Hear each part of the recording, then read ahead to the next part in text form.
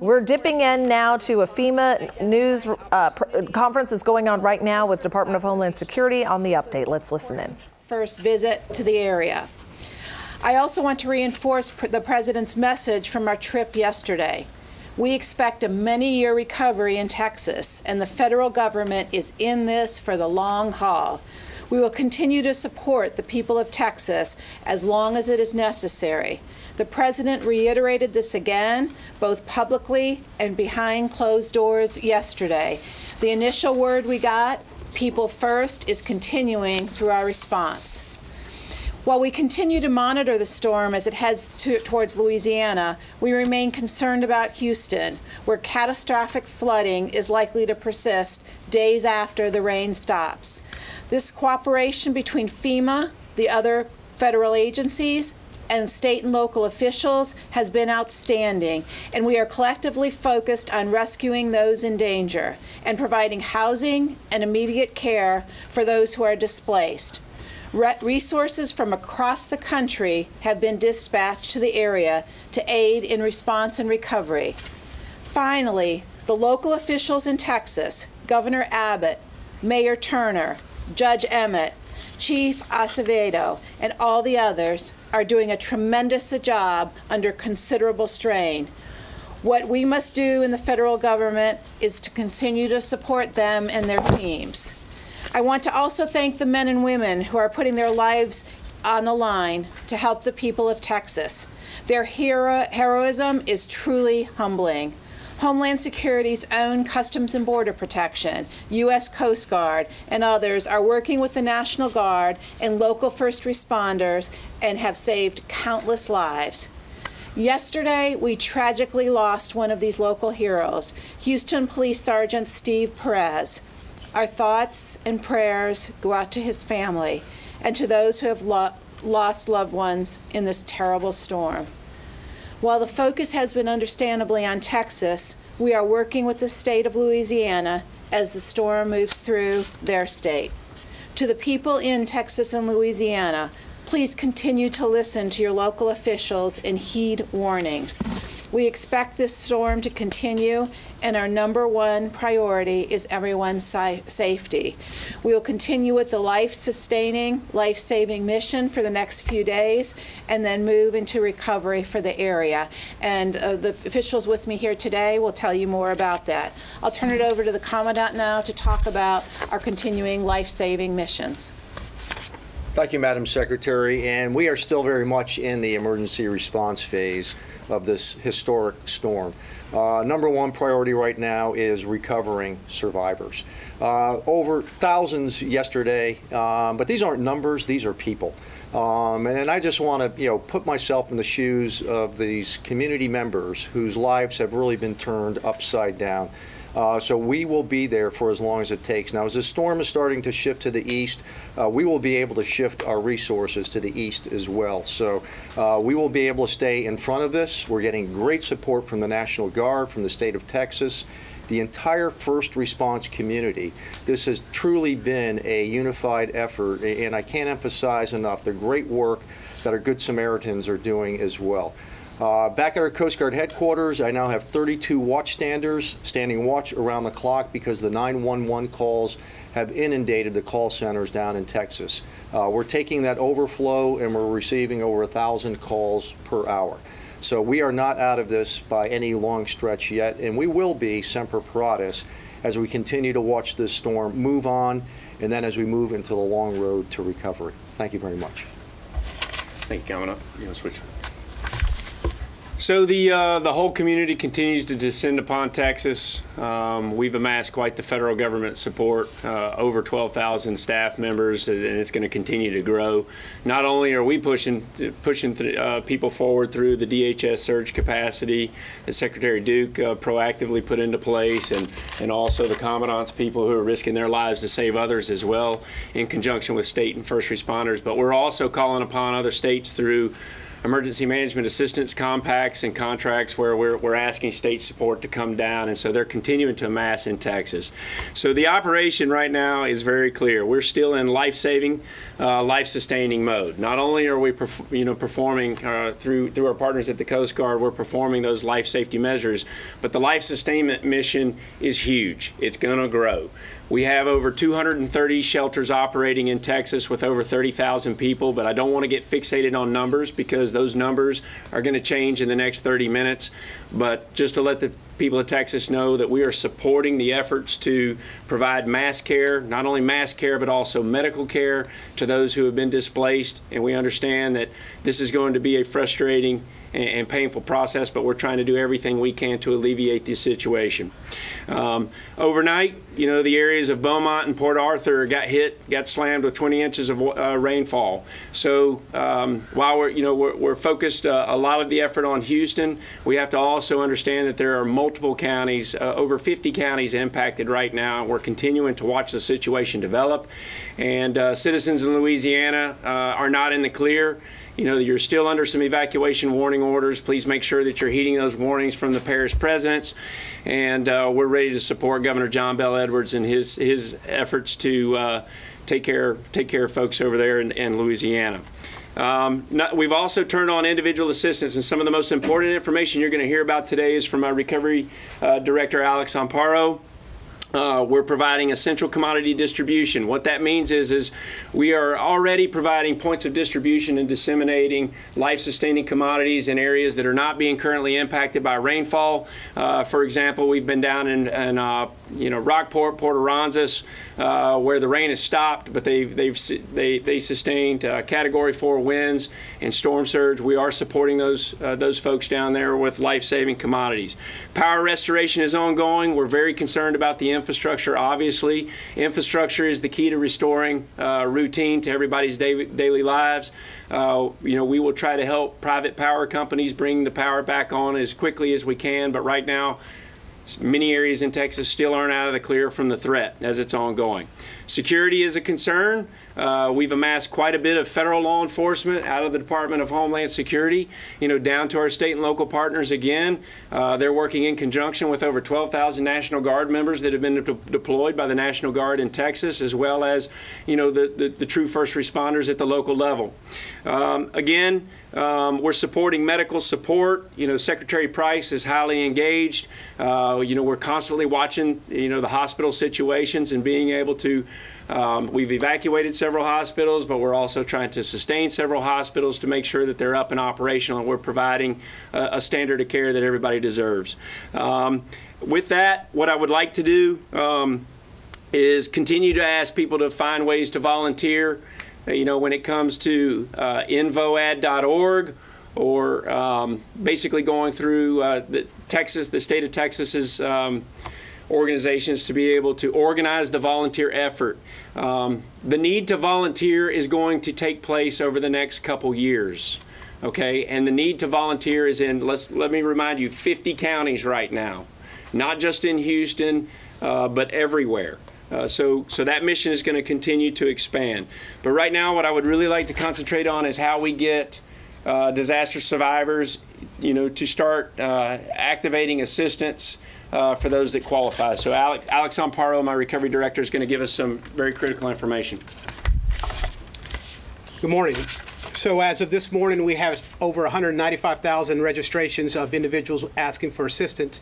We've provided over $35 million in financial assistance to those that have registered. And so our message is clear. If you have impact from damage from this disaster and have been impacted, find yourself in your shelter, first contact your insurance company, file your claim, and immediately after that, go to disasterassistance.gov and register for financial assistance from FEMA. What's important to understand is that our assistance is not designed to make you whole, which is why it's important to first register with your insurance company. It's also important that you provide us your location of where you're at during the registration process, because we can provide you immediate assistance. We also have the Transitional Shelter Assistance Program, over 1,700 families last night, and in over 2,000 rooms in 5 different states that we're providing assistance to. So after you register, you'll be assigned an inspector. That inspector will contact you to come out and view your damages. Due to the volume, we are prioritizing inspections based off of the greatest amount of damage, and we will be in contact with you throughout this process. And so, make sure that FEMA assistance can provide some rental assistance. We can also provide some assistance for repair. We can provide assistance for personal property. But it's important that when you register, your address, your current location, how we can contact you, what kind of damage you have sustained, the insurance that you have, and stay in contact with us. Go to disasterassistance.gov. The effort that we're doing through the thousands of employees that are working to provide assistance to those that are in shelters and getting them out of in shelters into a better place, working in partnership with our non-government organizations, as Administrator Long had mentioned, in support of the state of Texas.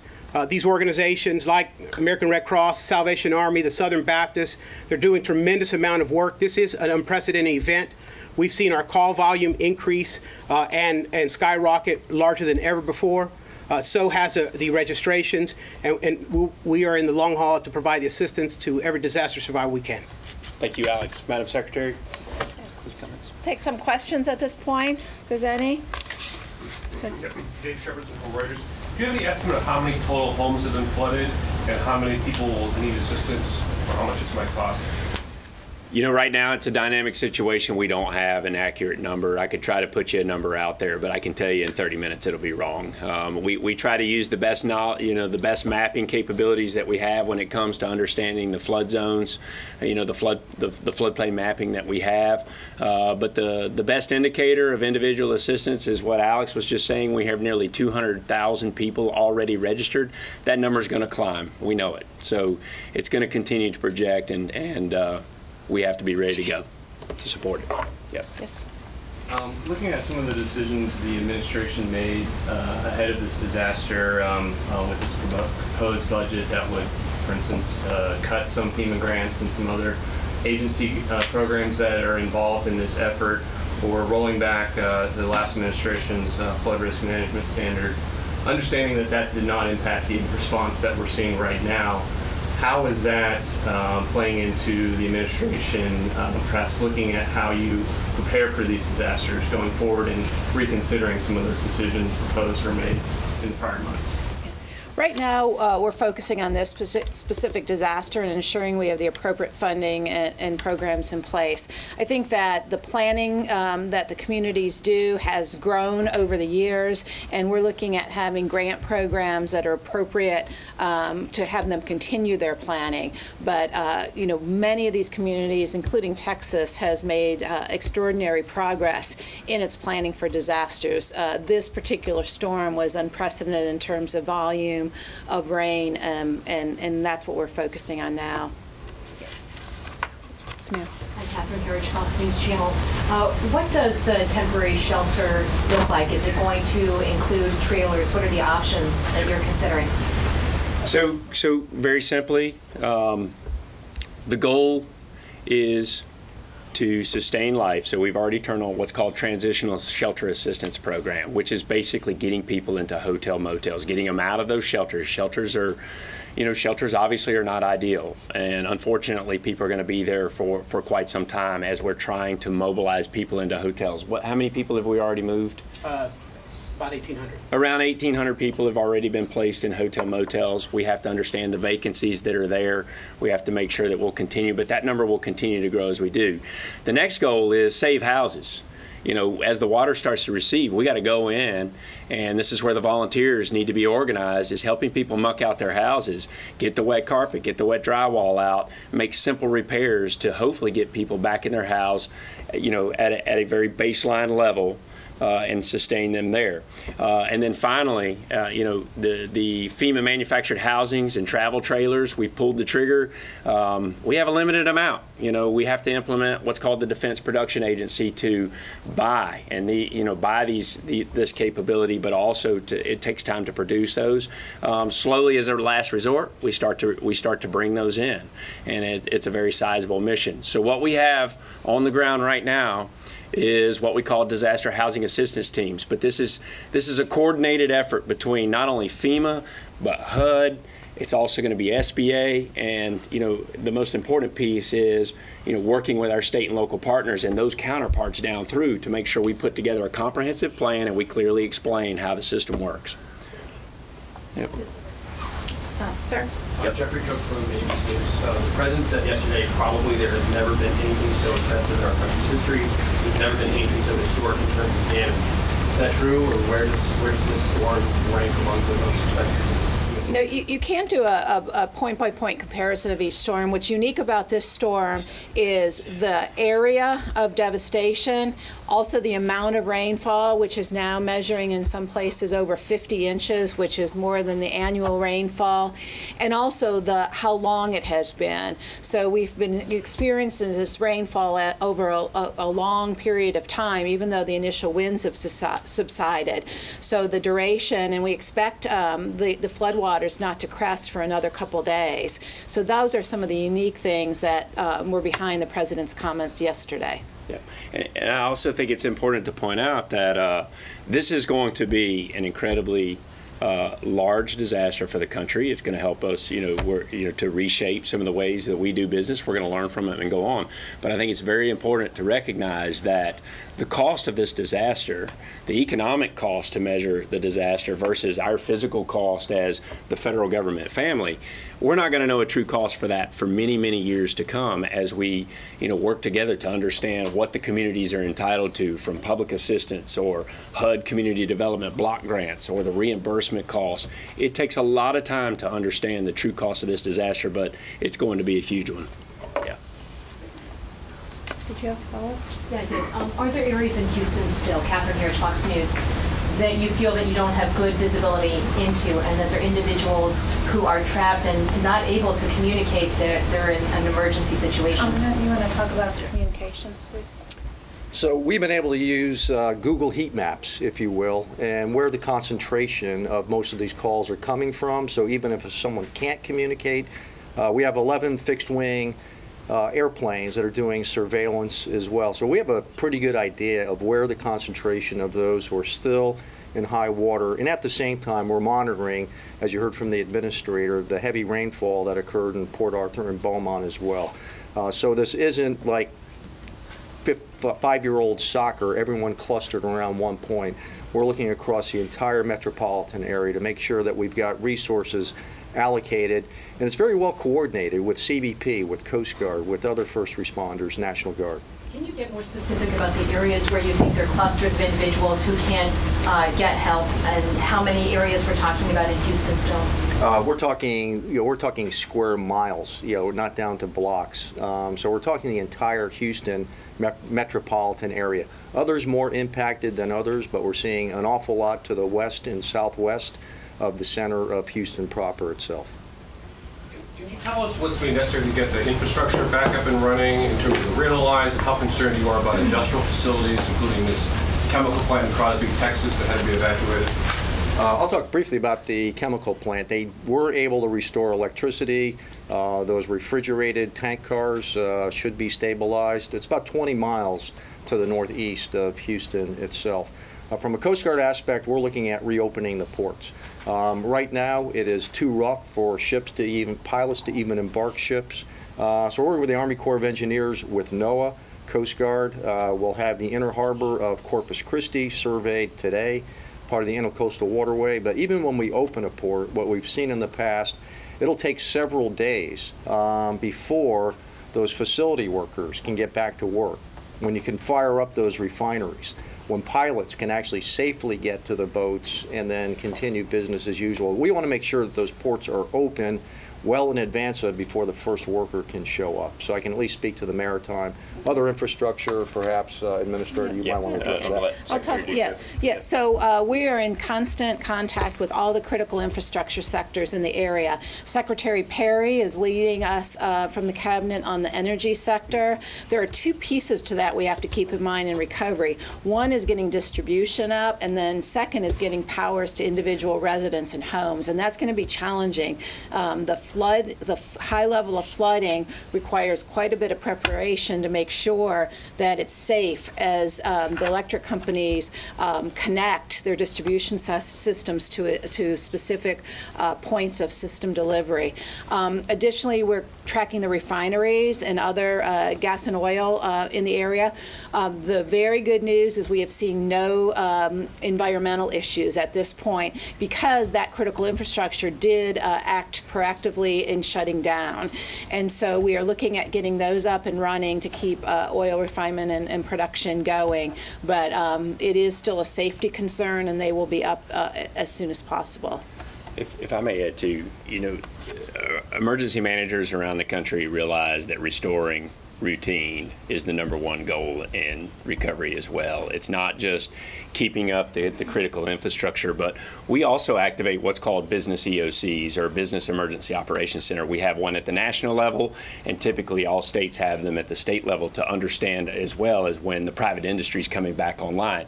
If we can get the roadways open and get the private industry back on to restore some of that routine, as well as the schools, we'll be, the Department of Homeland Security also and FEMA will be working to help figure out how we're going to do school. If schools have been totally damaged and different things, we may have to set up temporary capability. But that's all in the back of our, it's in the front of our mind actually on the recovery side, is getting the lights back on, getting the sewer system working, bringing up the private industry. Bringing up the private industry is the most important thing. Sir? Yes, Mike Reeser with the Associated Press.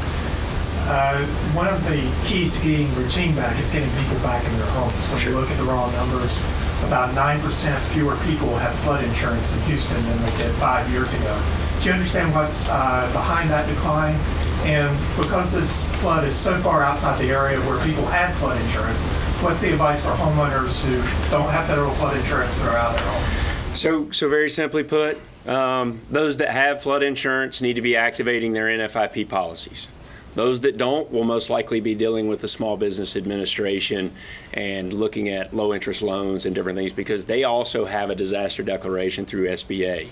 So typically anything, if you're uninsured outside the NFIP, the next step is most likely going to be the Small Business Administration.